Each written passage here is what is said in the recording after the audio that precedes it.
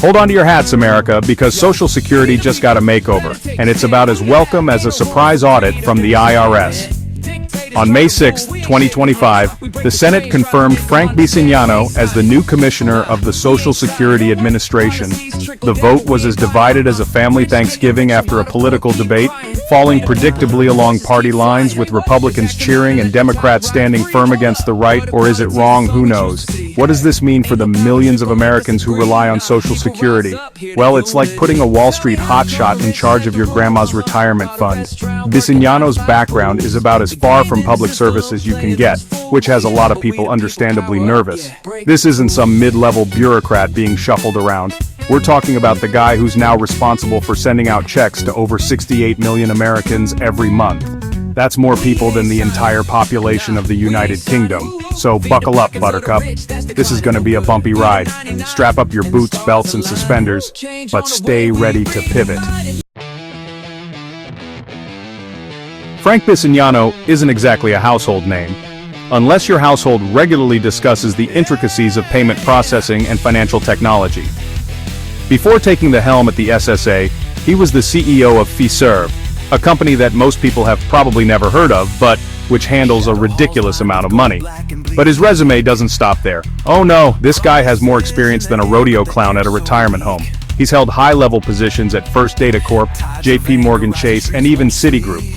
That's right, we're talking about the big leagues of Wall Street where money talks and everyone else just tries not to get their wallets stolen.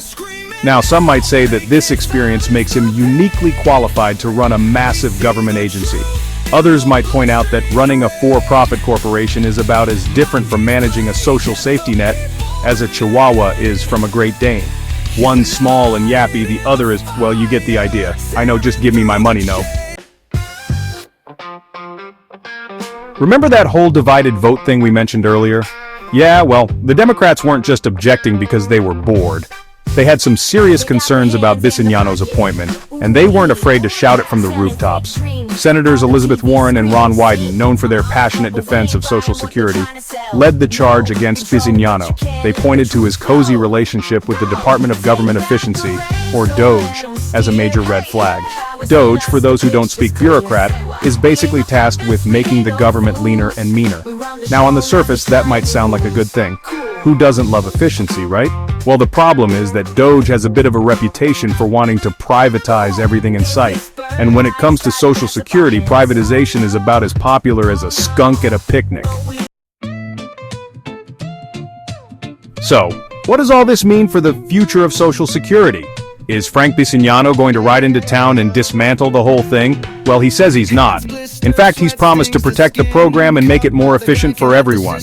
He's vowed to reduce errors, shorten wait times, and tackle the issue of overpayments. All noble goals, to be sure. But the devil, as they say, is in the details. Will his Wall Street background lead to cuts in benefits or privatization through the back door?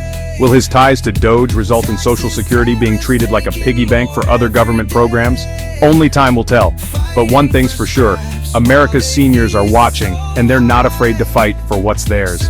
You picking up what I'm dropping? Thanks for watching. Stay tuned and keep coming back daily for more updates on GSS_GSD. Be well, be better. Start saving now.